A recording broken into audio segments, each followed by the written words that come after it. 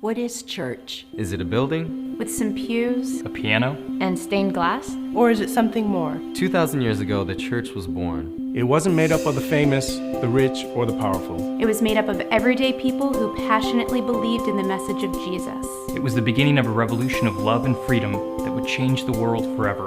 In 369 AD, the church built the first hospital. As a place to care for those who cannot care for themselves. Today, the church is the largest single provider of healthcare in history. The church was the first to stand up for the rights of children, creating the first and largest orphanage system in the world. 100 out of the first 110 universities in America Were founded as Christian institutions. Places like Harvard, Dartmouth. Yale, And Princeton.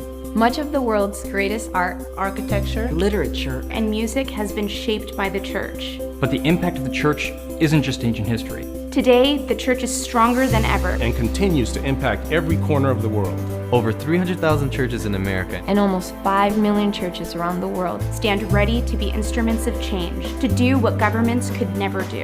Every day, the church brings food and fresh water to millions of people across the world. It has a renewed passion to help widows and orphans. And fights to free slaves in every part of the world.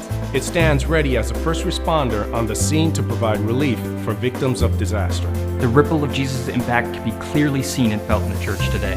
And it's made up of people like me and you.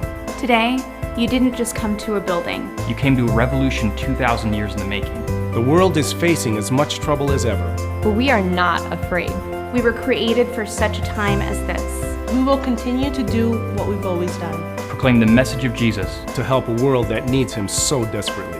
welcome Welcome. Welcome. Welcome to church.